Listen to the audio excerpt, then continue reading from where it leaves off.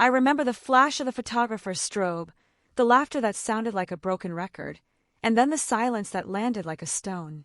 "My name is Diana."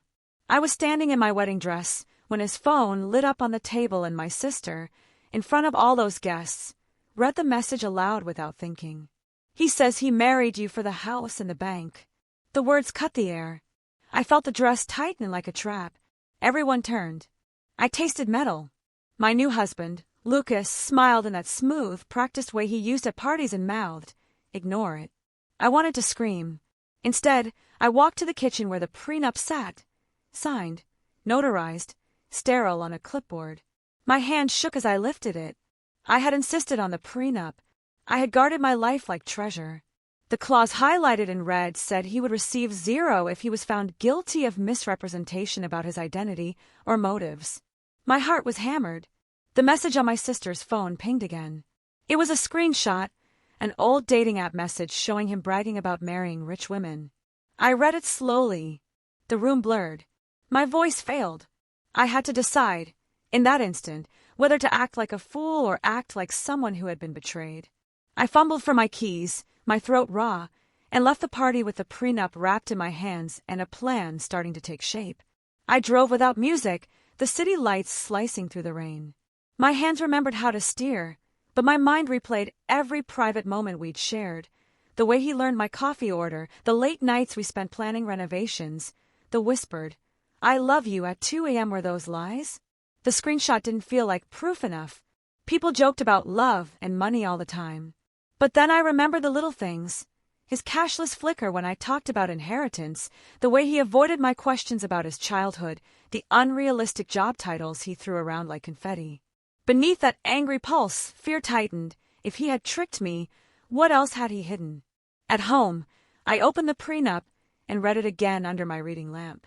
Section 7, misrepresentation, was precise. If he had concealed material facts deliberately, the agreement could be void. I felt a small surge of relief. Not joy, not yet. Relief like a cold hand. But relief demanded evidence. The screenshot was one strand.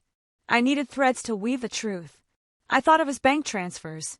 Odd patterns, small sums moving between accounts. I could hire a private investigator. Or I could test it myself, walk into a trap he'd set for me. My heart wanted revenge. My head wanted proof. I sat at my kitchen table and made a list. Dating history, financial records, witnesses. The list was a rope I clutched. The next morning I pretended to be normal. At breakfast, Lucas kissed my forehead and asked about the seating chart like nothing had happened. My laugh was small and brittle. He went to work. I watched his car disappear. I texted my sister to tell her to leave the message thread alone. Then I called an old friend from college, Ava, who now ran a small legal consultancy. I told her the bare facts, careful not to sound like a woman shaking in her boots. She offered a glance over the prenup that afternoon. Next, I dug into our shared email. We had separate accounts, but I had access to joint receipts and the contractor emails. I started tracking transactions, transfers to accounts with names I didn't recognize, payments to a storage unit in another state. My stomach nodded. If he had accounts like that, they could contain proof. Keepsakes, files, a phone. But I couldn't just raid a storage unit. Legally, I needed a reason. I decided to follow him that evening. I would not be dramatic. I would be careful, composed. Watching someone you love from the shadows does something cruel to the heart. You see them as ordinary and monstrous at once. At 6, I parked 2 blocks away from his office, the rain starting to slick the streets. He left at 7 alone. He drove to a small building by the river. He crossed into a storefront I had never seen him enter. I swallowed. The sign said vault and storage. I waited in my car until the light went out in the storefront. Around midnight, Lucas emerged with a heavy duffel and climbed into a black SUV. He didn't see me. I followed at a careful distance as he headed to a motel outside the city. The taillights disappeared into the night, and I pulled into a parking spot and sat frozen. A plan formed. If I could find what's in that duffel, I'd have proof. But breaking into his life would make me feel like the very thing I hated, deceitful. I took a breath and called Ava. She told me to be patient, to document everything. She said, "You can't tear down a house with a tiny hammer, Diana. Be methodical."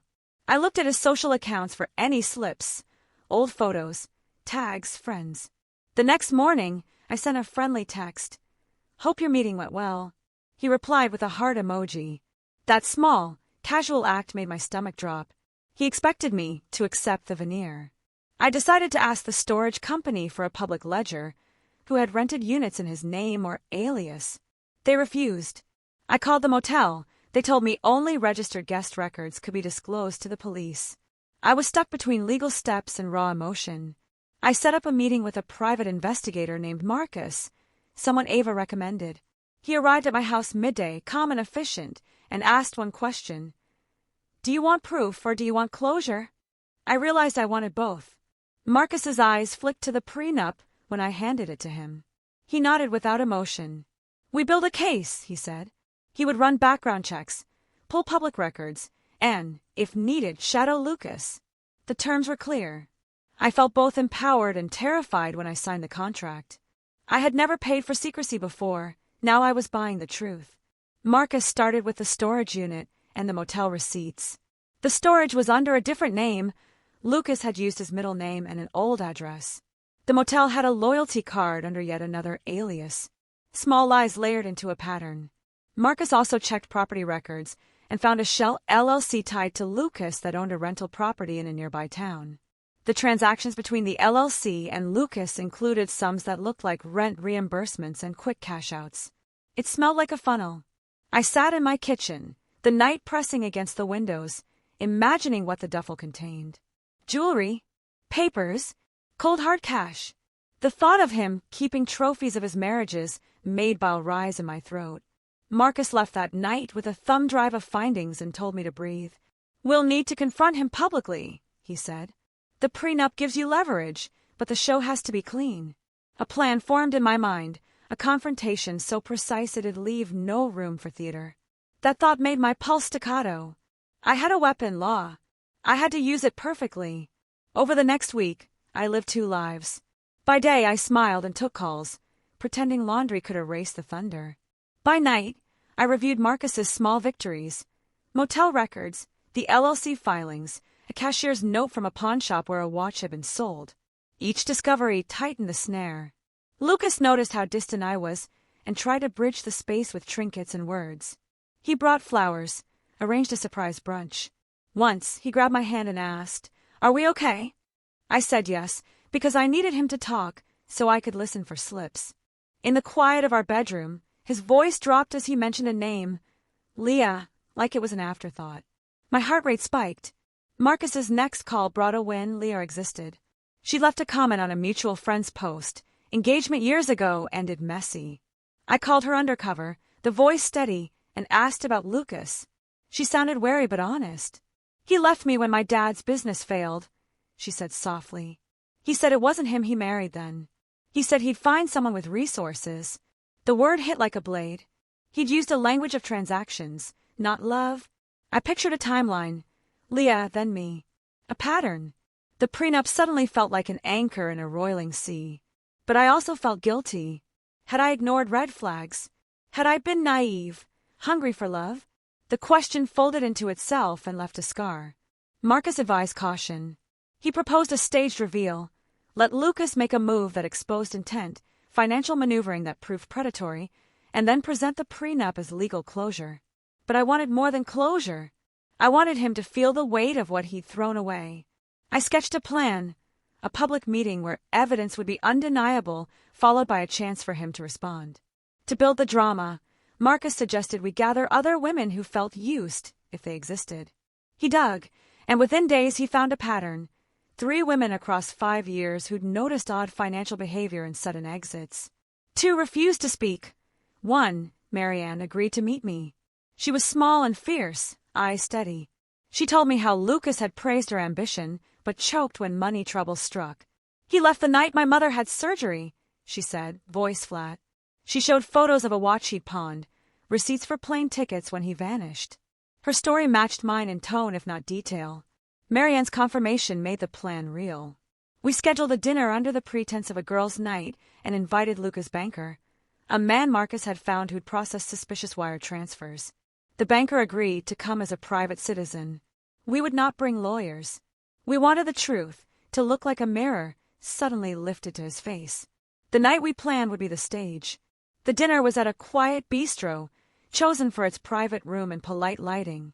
I sat across from Lucas and watched him with a predator's patience. He charmed servers, folded napkins, told a joke that landed. My pulse was hammered. Marian arrived, as did the banker, who kept his voice low and professional. At the end of the main course, I cleared my throat and asked an innocent question about Lucas's college. He answered smoothly. Then I slid the motel receipt across the table like a card. His eyes flicked. He smiled the same smile he gave guests, a syringe of warmth for the crowd. Marian spoke, then with quiet force. She told the table about her father's surgery and the night Lucas left. The banker placed a bank statement on the table, small transfers to an obscure account timed with separations. The room tightened. Lucas laughed at first, then flared. He accused us of old grudges, of lying. I felt rage rise and then sharpen into resolve. I had the prenup and witness testimony. Marcus suggested I record the exchange. I did, hidden in my clutch. Lucas's voice shifted, slick then defensive, then finally desperate. I needed stability, he said. People change. The banker leaned forward. Change doesn't explain aliases or shell accounts, he said. The friar hissed in the kitchen like applause. Lucas stood abruptly and left. At the doorway, he looked back. You're making a scene, he said. I answered, voice steady. You made one first. He left without finishing dinner. The next day, the guest list at the wedding reception started to look different in my head. I sat with Marcus and Ava and listened as they mapped out legal steps. Marcus had secured records, linking his aliases to a pattern of temporary attachments, followed by abrupt exits that coincided with money transfers. Ava explained how the prenup could be used not only to protect assets, but to demand transparency under penalty. You don't have to destroy him, she said. You need to show him a boundary. I wanted to expose more than boundaries. I wanted to show him the cost of playing people. As if sensing the shift, he began to push back in private. Texts that tried to minimize, calls that attempted tenderness. I'm sorry. I didn't mean to hurt you. His texts were oddly blanketed in apologies that didn't explain. Then one afternoon an envelope arrived, no return address. Inside was a small stack of old Polaroids of our life together, but also a notarized copy of a declaration claiming he had disclosed all his assets to me before marriage. He'd lied in ink. I took the papers to Ava. She frowned. This could be forged, she said. We need verification. Marcus dug deeper and found a notary who confirmed the stamp matched a man who had been paid cash for multiple notarizations in odd locations. The trail smelled like gasoline. Whoever forged it had hoped to ignite confusion. I felt my jaw clench. The game was escalating. I wanted the truth, but also I feared that digging deeper would reveal more faces of him I hadn't yet seen. I began to notice how comfortable Lucas was with social fakery. He curated stories with the care of a craftsman, an adopted childhood, a tragic ex, a sudden career break. Each story was designed to elicit sympathy at the exact volume needed. I found a pattern. His vulnerabilities were always timed to get support when funds ran dry. I thought of the screenshot my sister had read at the wedding. It had been flippant, but now it felt like a confession. Marcus discovered more. A series of small loans co-signed by strangers. Some defaulted, others quietly settled. The loans were often cleared right before he met a new partner. My stomach churned. One night I went through our home office and found an envelope tucked behind a stack of blueprints labeled projects. Inside were tenant agreements for properties I had never known we owned. I realized there were two houses of his, the one I walked in and the one whose paperwork was filed under aliases, LLCs, shell addresses. The realization made my head swim. I started to plot how to bring these documents into the open without looking vindictive. I set up a charity fundraiser at the house, an event Lucas loved, so he would need to be present and speak. I would use the night to confront him with witnesses and documents. But in the week before the fundraiser, he came to me and asked me to reconsider pressing charges. Can't we just move on? He pleaded. His voice was smooth. I told him, moving on is easy when you don't face consequences. He left the room with a dark look I couldn't read. 11. At the fundraiser, friends and neighbors filled our garden. Lucas rehearsed a speech about community and giving back. His charm flowed like honey. I smiled and listened while Marcus, wearing the face of a discreet ally, sat at the back with a folder. I felt the scene shrink until it was two-dimensional, a stage play with people as props. I asked Lucas a question about our restoration budget, and he answered with artful vagueness.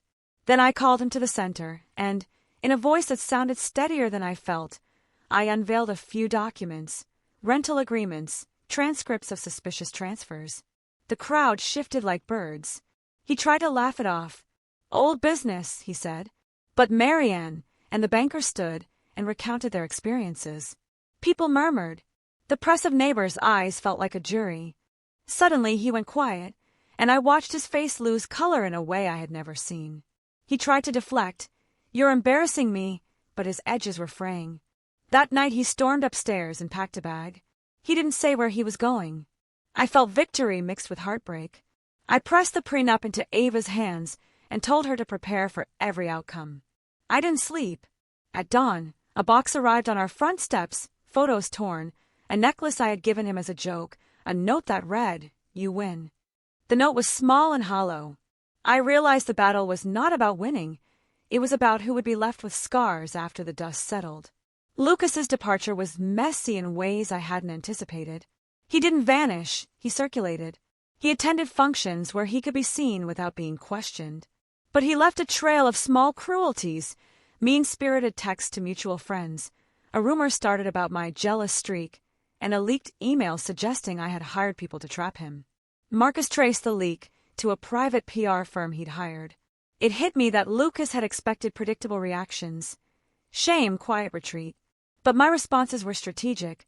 I filed formal grievances, requested a suspension of his access to joint accounts, and used the prenups clauses to freeze transfers tied to him. Ava filed paperwork demanding disclosure. He fought back publicly, accusing me of character assassination, calling me vindictive in interviews. Friends wavered. I received hateful messages, but also support from Marianne and a few others who had been brave enough to speak. One night I opened my front door to find a small package, an old watch with an engraving that read, "For the good life." Inside was also a USB. I hesitated before plugging it in, heart thudding like a trapped bird. The files were video clips, him speaking openly about dating rich, moving on when needed, a pattern of cold calculation. My hands trembled as I watched him speak like a man dissecting a lab specimen. The evidence was crushing, but it also exposed a dangerous edge. This man had no conscience about collateral damage. I realized then that my response needed two things: legal precision and moral exposure. Ava and Marcus planned a two-pronged approach: legal submission, using the prenup, and public release time to evidence. We prepped a press packet with redacted personal details, focusing on the financial manipulations and the emotional harm. We scheduled a private meeting with a local journalist who assured us of editorial support. The journalist wanted corroboration. Marcus provided bank statements and recorded conversations. We also had Marianne and Leah ready to speak if necessary. The day before publication, Lucas's lawyer called and offered a settlement, a lump sum and a non-disclosure agreement in exchange for silence. The offer was tempting. No more public fight, a closed chapter. At night, I sat with the prenup and the pile of files, feeling the weight of choice.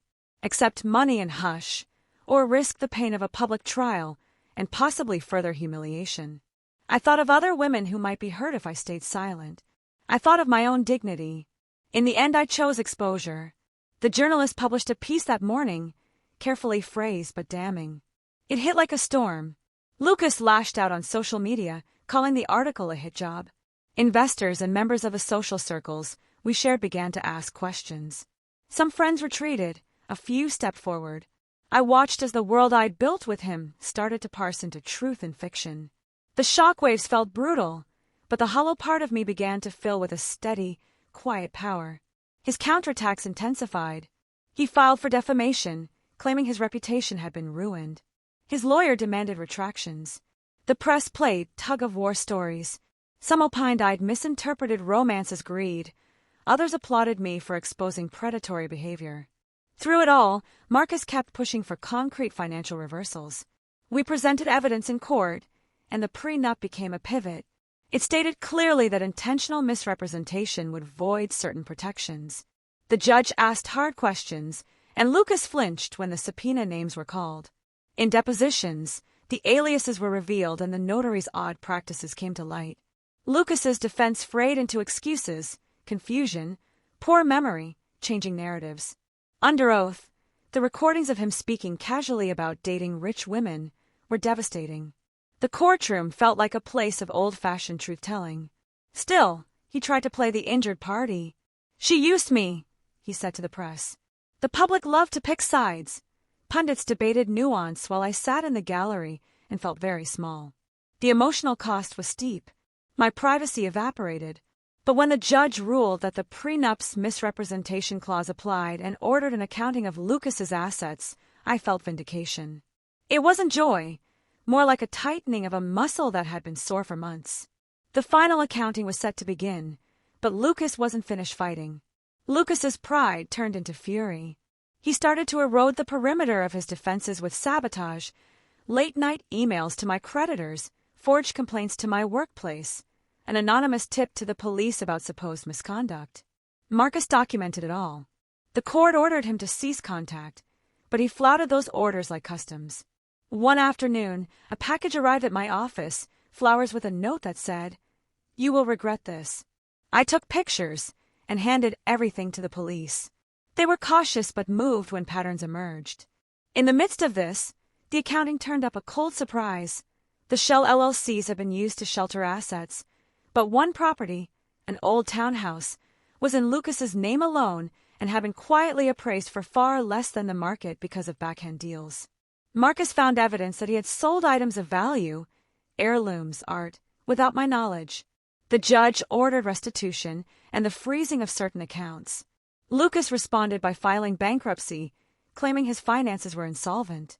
The bankruptcy filings, however, were sloppy. Marcus exposed phantom liabilities, debts that couldn't be verified. The court corrected them, and assets were attached.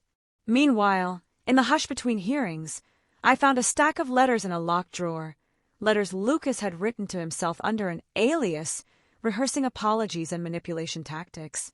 They were grotesquely methodical. Reading them was like being given a map of every moment he lied. I folded the papers and put them in the folder marked evidence. The final settlement negotiation loomed, and for the first time in months I felt exhaustion that was not fear but the fatigue of a long battle.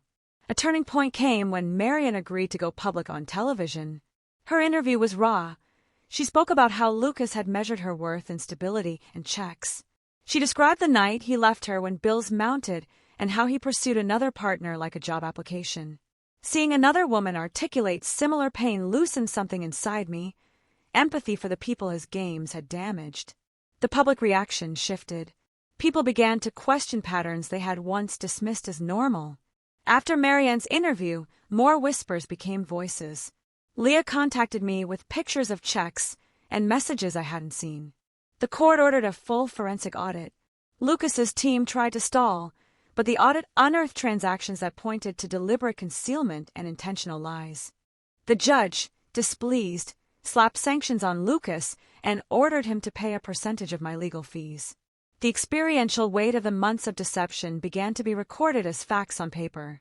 Still, I worried about the aftermath, what his anger might precipitate.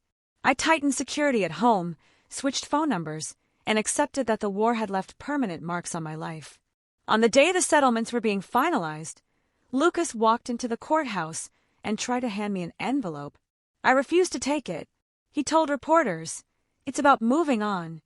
I thought of all the women who had been silenced to move others on. My resolve hardened.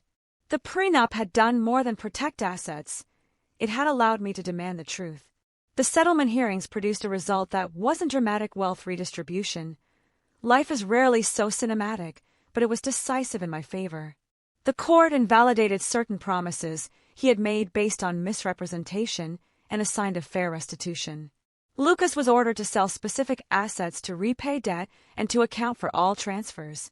It wasn't revenge in the theatrical sense, but it was justice measured in balance sheets and legal language.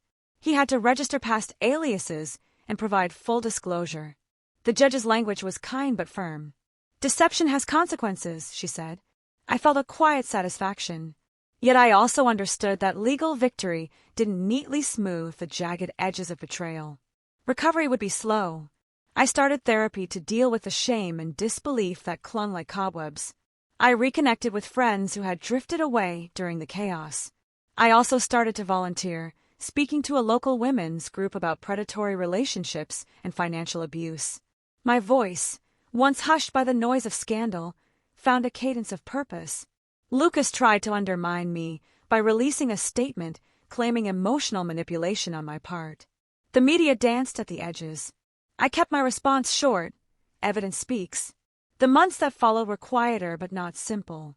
I found comfort in routines, mornings with coffee, walks through the park, working on the house we had once planned together but now treated like a museum of a life I had outgrown. Months later, a new twist arrived, an unexpected confession from someone inside Lucas's circle. His former manager, a man named Oliver, came forward with emails showing Lucas had fabricated aspects of his resume to lure investors and partners. He had been living larger than his accounts justified. The emails revealed a system of manipulations, charm, temporary holes patched with quick loans, and exits when things got too tight.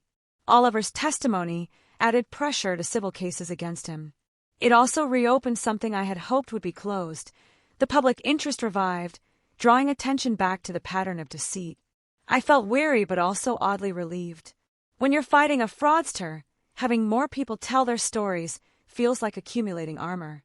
Oliver handed me a folder with names of people who'd helped Lucas in small ways. Accountants, notaries, lawyers, often paid in cash. The discovery meant we could trace the money to the men who enabled him. I sat with the folder at my kitchen table and realized the scale of collusion. The fight was bigger than one marriage. It was a network. I called Marcus and gave him the new leads. He felt a thrill at the investigation's continued life. For my part, I felt tired but steady, like a machine that had learned to whirl again after being fixed. The final hearings approached with new evidence, and the court seemed more inclined to impose strict oversight. As the final rulings came down, Lucas tried one last gambit. He filed a countersuit claiming emotional distress, naming me as the aggressor who wrecked his life. It was petty and mean-spirited, but it forced me back into that courtroom theater. Marcus prepared, Ava supported, and my therapist coached me through the trauma of reliving betrayal. The countersuit collapsed under scrutiny. The judge dismissed it as an attempt to delay and intimidate. The ruling included punitive measures and required Lucas to complete financial counseling and community service. He was ordered to publicly retract certain statements. For the first time since the wedding, I felt the knot loosen. The press coverage cooled, and the chatter dwindled. I found myself haunted less by images of him and more by a dull ache of betrayal. In the quiet that followed, I took steps to rebuild my life. I remodeled parts of the house, sold property that bore his name, and reopened accounts under my control. Money, once a weapon used against me, became a tool for rebuilding. I also reached out to Marianne and Leah with a simple invitation, coffee. We met and talked for hours about small things, recipes, books, children, a hum of ordinary life that felt miraculous after months of drama.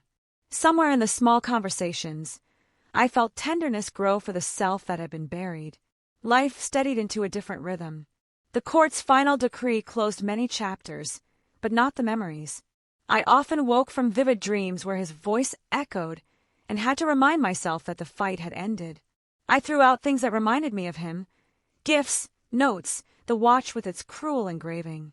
But I kept the prenup, framed and hung in my office as a reminder that boundaries are important and necessary. My speaking engagements increased. Women told me their stories and cried into their hands. I felt honored and heavy. One evening, as I climbed the stairs to bed, I found an envelope under our doormat. My breath froze. Inside was a single photograph of Lucas. Not flattering, a candid shot with a message on the back. You were never mine. It stung like a fresh crack. Marcus and the police traced the origin to a PR assistant who had worked for Lucas and still owed him loyalty. The assistant lost her job when the trail was exposed.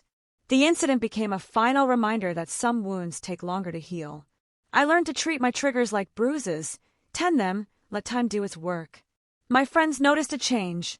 I was stronger but softer, more willing to be vulnerable on my terms.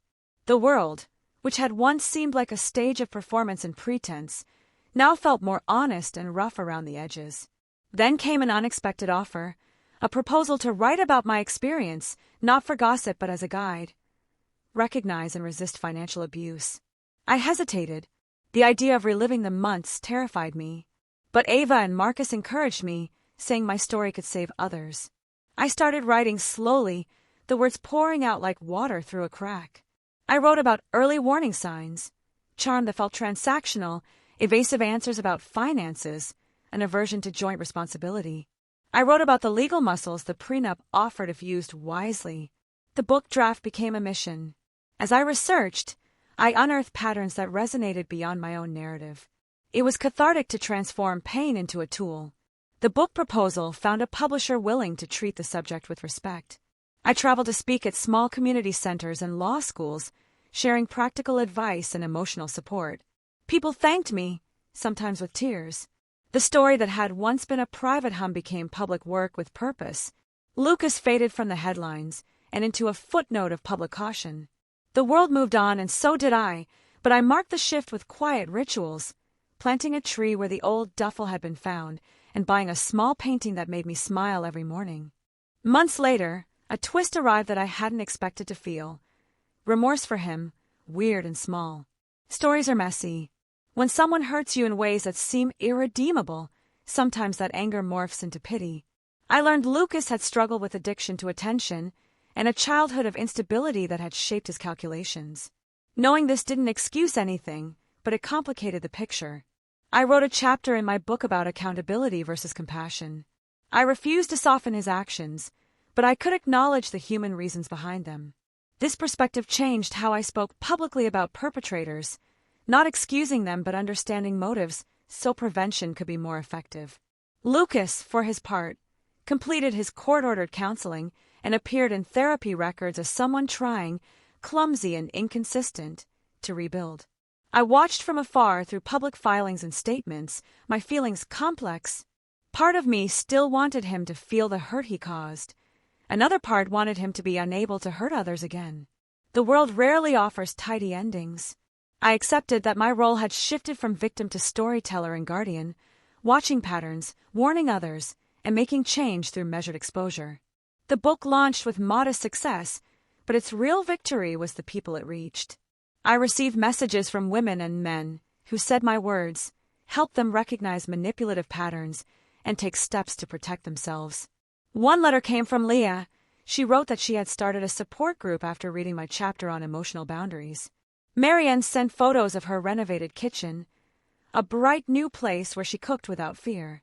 Seeing other lives begin to stitch themselves back together felt like a reward that money couldn't buy. The legal aftermath settled into monthly reminders, payments from enforced sales, checks arriving to satisfy court orders. Lucas complied, begrudgingly, and then faded into a quieter life of odd jobs and probationary employment under supervision. I no longer followed his actions.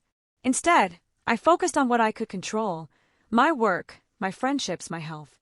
Once, on a spring afternoon, I visited the storage unit where the duffel had been stored. Opening it felt like exhuming a past life. Inside were trinkets, receipts, and a small journal with entries in his hand. I read a line that chilled me: I choose who to invest in. It was the coldest sentence, an admission of calculation. I closed the unit door and left it empty, an exorcism of sorts. Years passed and life took on the kind of texture that only time gives: familiar, patient, resilient. I married again, slowly, cautiously, with someone whose honesty became evident in small, unglamorous ways: showing up for doctor appointments, paying bills on time, asking permission before big decisions. Love returned in a different form, quieter, less performative, more mutual. My second husband read my book, and we talked often about trust and boundaries. When we married, it was with open financial conversations and a prenup written plainly to protect both of us and to prevent future manipulation. I framed my old prenup with a note: lessons learned. I still volunteered, spoke at events, and kept in touch with Marianne and Leah. We celebrated birthdays, holidays, and the odd victory: a legal win for someone else, a successful fundraiser. Those small joys stitched new meaning into my life. Sometimes, in the evenings, I sat on the porch and watched the streetlights blink on, thinking about how fragile trust can be and how repair takes time. The scars faded but remained as subtle lines, maps of survival. On an autumn morning, I sat at my desk and opened a letter from Lucas. It was brief, an apology that was neither theatrical nor manipulative, just a few sentences acknowledging harm, accepting responsibility in a way that felt understated and sincere. I read it twice and felt the last of the old anger wash out of me like rain down the gutter. I responded with a note that was short and civil. There was no drama. The story that had once consumed me had been transformed into work, community, and care. I had been betrayed, yes, but I had also learned to build a life that honored my worth. The prenup remained a symbol of prudence, not paranoia. My book has helped people and, in the process, healed me. Sitting back, I thought of the day my sister read that cruel message at the wedding and how everything had exploded from that single moment. It had been a pain that made me act, and action made me whole in a new way. The revenge I had wanted was never cruelty, it was the steady reclaiming of control and dignity. I had taken a wound and turned it into a beacon for others. The final twist wasn't punishment but transformation. I closed my laptop, stepped outside, and breathed the cool air, ready for whatever came next unafraid. If you enjoy this story, please subscribe to my YouTube channel and tap the bell to get notified the moment we drop a new story, and don't forget to like the video to help others find it.